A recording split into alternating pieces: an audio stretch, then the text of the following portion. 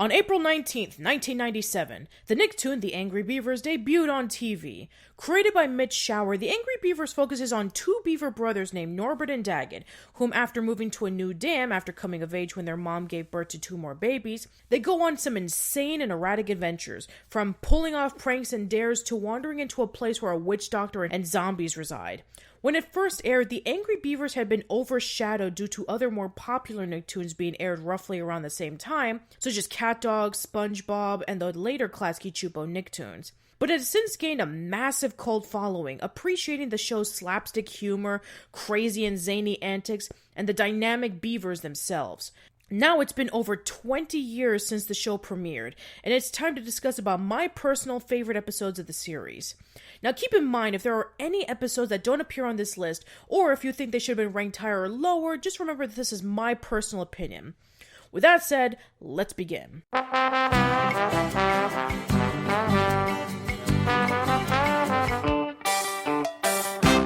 Number 10, Silent but Deadly. Surprisingly enough, we're starting this list off with an episode that has little to no talking. What would have been dull and boring if done wrong was actually done in a very clever way. Norbert and Daggett wake up from their beds one morning only to find a pack of wolverines sleeping in their room.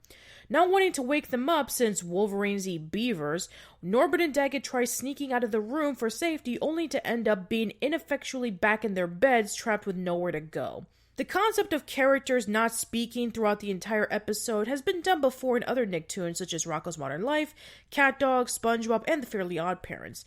But this is an episode that has a sense of danger present.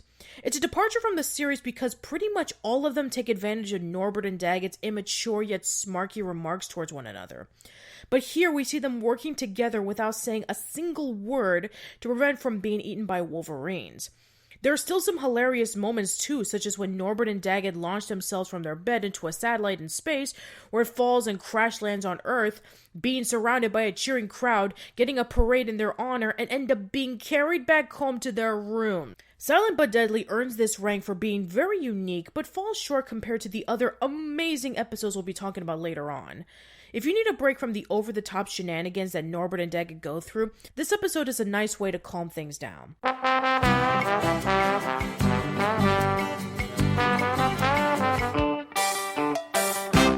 Number 9, Candid Creatures. In this episode, Norbert and Daggett are watching their favorite nature documentary show, Nobility of the Wild, hosted by Bill Licking. Wow, I wonder how they got away with that name in Nickelodeon. One in an episode dedicated to beavers.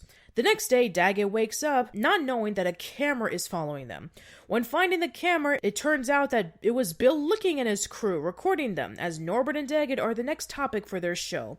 Norbert and Daggett become really excited, only to find out what eventually went on the air. Tonight we have a new and very special segment on our show. A segment where we take a look at the lighter, more humorous side of nature. It's called Beavers, Big Fat Idiots.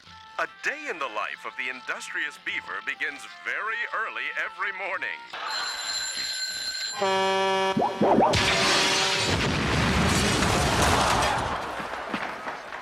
With anger in their minds, they go to Bill's office to complain. He proposes to do another show, and Norbert accepts, but done in a slightly different way. Daggett and Norbert!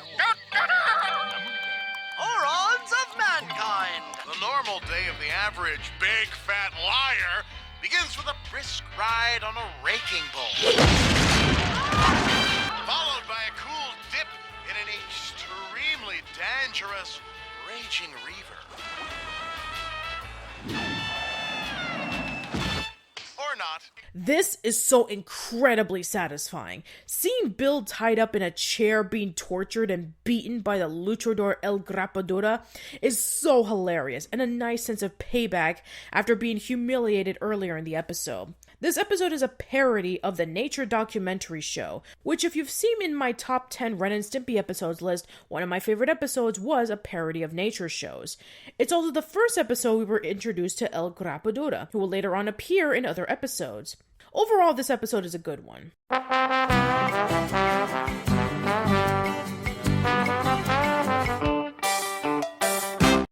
Number 8. Mistaken Identities. Throughout the series, Norbert and Daggett have done countless dares, contests, fights, and obstacles to see who's the best. One of my favorites happens in this episode. A satellite crashes to their dam, with Norbert telling Daggett to clean it up while he relaxes on the couch. Daggett isn't being fooled by Norbert and says that he has the easy life. Norbert tells him otherwise, with Daggett not believing him. They decide to switch identities for 24 hours, with Norbert acting like Daggett and Daggett acting like Norbert. We see Norbert acting like a complete idiot, making a mess in the kitchen, Daggett being the responsible one with no avail of getting things done, Norbert sleeping in Daggett's messy bed with the 3 cosmonauts from the satellite, and even Norbert dressing up as Muscular Beaver and Daggett as Baron Bon Bad Beaver. It's so surreal and so hilarious seeing them switch personalities and learning that they don't do well being the other. It actually teaches a great lesson about putting oneself in someone else's shoes. You may think that someone has a pretty good life, but when you take a closer look, you then realize it's not as bright and cheerful as you think.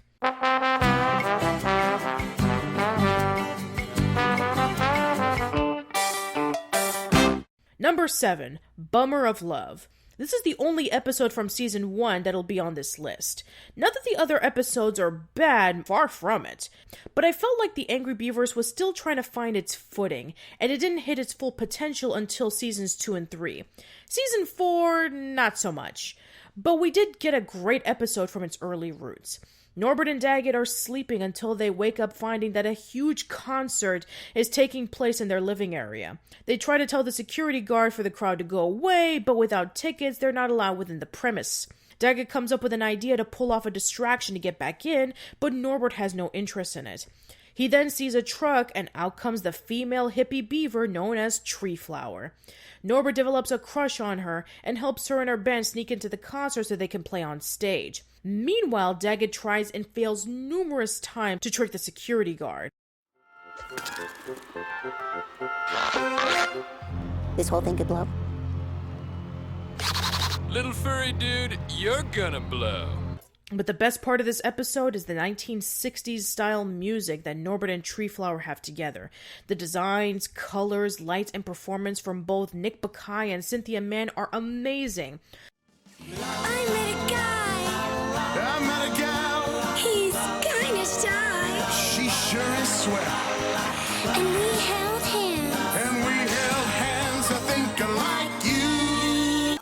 However, there is a scene that has flashing lights that might cause epilepsy for those who are sensitive, so I highly recommend that you watch with caution or you just listen to the song audio only. It happens for a few seconds, and it's the only time of the episode that it happens. The homages of classic music, from The Who's Won't Get Fooled Again playing while Norbert and Tree Flower are talking, to the Beatles' All You Need Is Love in the background when Daggett disguises himself as John Lennon with the remaining members as balloons hanging from his tail, are just spot on. Kids will definitely not know the references when they see it the first time. Not to mention that it was a Woodstock-inspired episode that premiered even before Woodstock 99. And from what I heard, this episode is a better celebration of the classic musical event than the actual celebration that took place 2 years after this episode aired. Bottom line, it introduces us to a character that would be featured in numerous episodes of the series. It gave Norbert an on and off again girlfriend, it homages classic rock and roll music, and it has an incredibly memorable song. Although not as memorable to Angry Beavers fans as the song in our next episode down the list.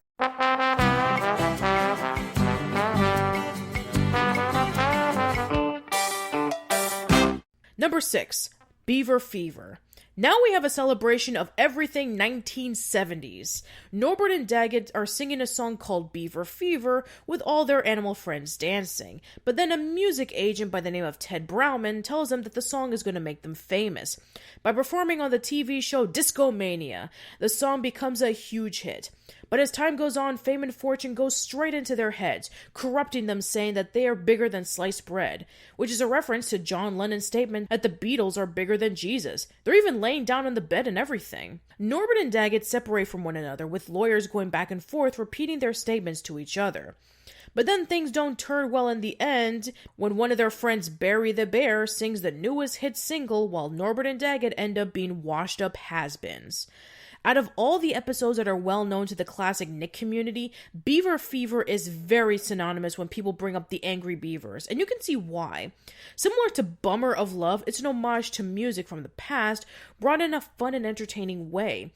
Both Richard Horvitz and Nick Bakay do a great job singing the song. It shows on how much being famous can overtake you in a negative way, and it once again references musicians from the Beatles to Barry White. Also, fun fact, Mitch Shower himself provides the voice of Ted Browman. If you haven't seen The Angry Beavers, this wouldn't be a bad episode to start off with. It's remembered by many for a reason.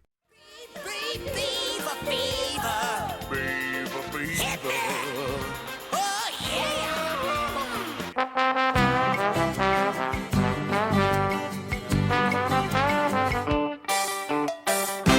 Number 5, Utter Nonsense. This episode is basically taking the similar concept to Silent but Deadly, but making the stakes a lot higher, mixed in with a few more jokes. Norbert and Daggett are looking at their card collection when Daggett claims that he heard on the radio that there's a new card that could be worth oodles of money. And since he has more cards than Norbert, he has a better chance of receiving it. However, Norbert takes Daggett into one of his many secret rooms to show him that he has a very rare card. Daggett has the very same card, and they both say the name of the card at the same time.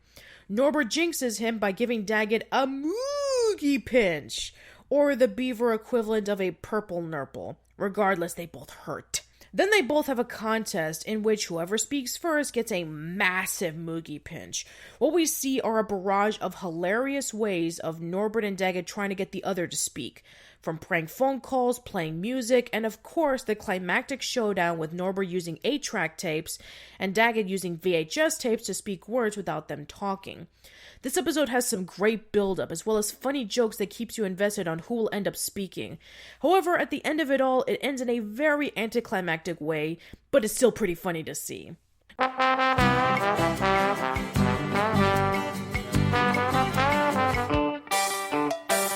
Number 4, Norberto y Daggetto in El Grapadura y El Casto Malo. In this episode, El Grapadura and Norbert enter inside a club when all of a sudden all of the luchadors have been kidnapped. It turns out that it was Daggett who did it, and he's using the body parts of the luchadors to create his own, so he can have control over it, very similar to Dr. Frankenstein with the monster.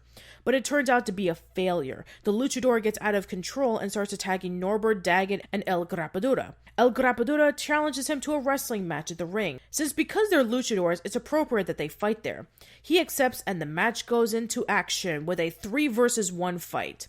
One of the major standouts in this episode is that El Grapadura is a major character. Previous episodes had him as either a minor character or a background character, but here he's taken full advantage of, with his charismatic personality and mighty strength. But the biggest standout is that this entire episode is spoken in Spanish. Yes, even Norbert and Daggett speak Spanish in this episode, and it's quite a treat to hear. Por favor, sálvame, gran maestro, y si lo haces, yo seré tu sirviente eterno. Norberto, ¿qué piensas?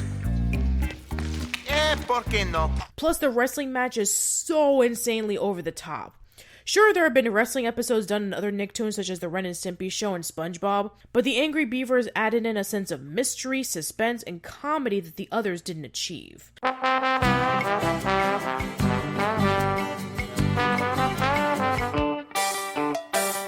Number 3 is a tie between Brothers to the End and Pass It On. Both episodes have different plots, but their presentations are somewhat similar, with it being completely different than what we've seen throughout the show. In Brothers to the End, it's New Year's Eve, and they're celebrating the arrival of the new millennium. Wow, can you believe that it's been almost 20 years since that celebration? Man, time is flying by so quickly.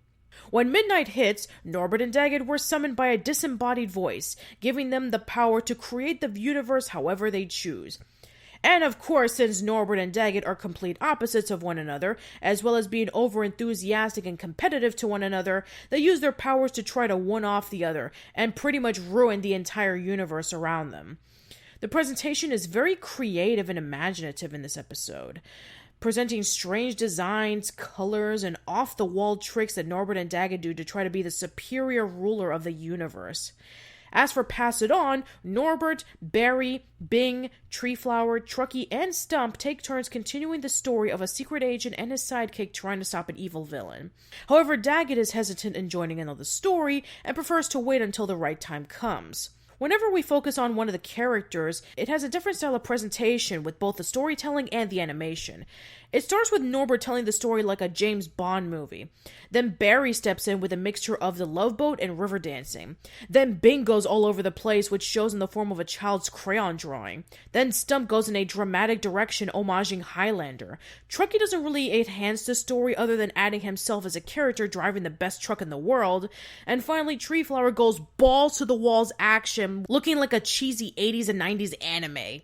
As for Daggett's side of the story, I'm not going to spoil it if you haven't seen it yet, but let's just say it's so simple yet so dumb, it would fit perfectly on how he would conclude it. Both of the episodes' presentations are phenomenal, and it's a great textbook example on how a show could fit so much zaniness in an 11-minute episode without losing focus on the story.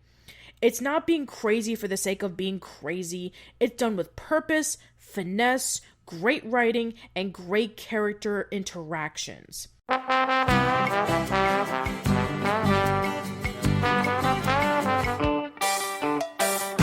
Number 2, The Day the World Got Really Screwed Up. This is the Angry Beavers Halloween episode, and it's hands down not only the funniest Nicktoon Halloween special, but also the most underrated. It wasn't only until recently people had discovered the true underlying genius of this special. Basically take the creative and over-the-top presentation from Brothers to the End and Pass It On, make it a giant love letter to 1950s B-horror movies with its black and white aesthetic, bad acting, nonsensical plot, fourth wall breaking narrator, and mind control monsters, and you have a special like no other. It's the day before Halloween, with Norbert dressing up as his favorite actor, Oxnard Montalvo, and Daggett as the crawling spleen, going to people's houses trick-or-treating with no candy in their bags. They're about to call it quits when they decide to try one more house. The house they enter in is Oxnard Montalvo's house, and it's been infected by a mysterious object that came from another dimension that took control of Oxnard's manservant. I know, creative, isn't it?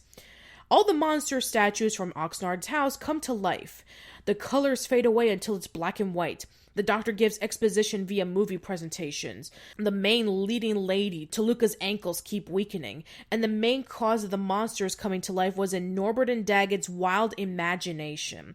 This is the only episode of the series that's 24 minutes long, and it doesn't waste a second telling one of the most memorable and hilarious episodes of the series.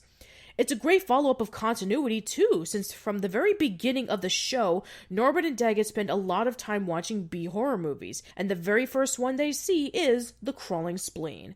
If you want to see a more hilarious take on a Halloween special, then this episode is highly recommended to check out.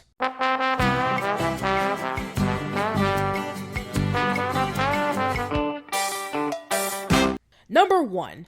Sang 'em high. Well, it's true that this episode doesn't have a spectacular presentation like the 3 previous episodes I talked about, nor does it have a wholly unique premise like Silent but Deadly. But this episode's plot is so absurd, and the execution is so jaw-droppingly shocking and amazing, it makes me laugh every time I see it. It starts off simple enough. Norbert is laying down insult after insult to Daggett with no chance of making a comeback. Then he sees Laverta Lutz, the bowling alley employee from the episode Alley Oops, and she gives him the power to leave Norbert speechless whenever he insults him. The payoff is so beyond hilarious and completely out of nowhere. I can't do it justice, just watch. It looks like another dispute. That's because my brother's a spoot. He thinks he's so cool, but he's such a fool. You see? This is beyond brilliant. First of all, instead of Daggett being mean-spirited with saying more insulting comebacks that might have hurt Norbert's feelings, Disney's dog, it instead goes on left field with Daggett turning into a big fat singer who spouts out insults that leaves Norbert at loss for words. Not only him, but the viewing audience. The singing voice isn't even the same throughout this episode. There are actually 3 different singing voices. There's the lounge singer, the country singer. You call me names, and I'll call you more names back. You say I'm a moron, well, you're a big old funny. And the bossa nova singer. I am no stoopy poopy beaver. I will show you my brother. You will be the receiver of one kick down, down, down, down, down after another. And each of them are equally as good. It keeps things fresh, and it keeps you on your toes as to what's going to happen next. I remember when I first saw this episode as a kid on how weird it was that Daggett transformed into a bigger version of himself and sang in a different voice. But then my mom came to the living room and asked me to change the channel because she thought that Daggett's insults were inappropriate for me to watch. I didn't change the channel because I was just so mesmerized at what I just saw. It wasn't until I was much older that I realized the insults that Daggett said, but I found it to be more hilarious. The voice actors Paul Armbruster, Michael Stanton, and Suzanne Blakesley, who provided the different styles of Daggett's singing, all did an excellent job. Bottom line, Sangam High is an unexpected twist of an episode that really makes me smile every time I watch it. And that's it for this top 10 list. You know, looking back on The Angry Beavers, I'm really glad that it's getting the appreciation that it deserves. More and more people have been discovering it, whether it be the complete series being out on DVD or its reruns on Nixblat. The small fan base is continuing to grow more and more, and I'm hoping that we get a TV movie on them real soon. If not, an animated version of Bye Bye Beavers. Either way, I would be satisfied. So, happy 20th anniversary, Angry Beavers. Thank you so much for enlightening us with your clever jokes, fun characters, and erratic adventures.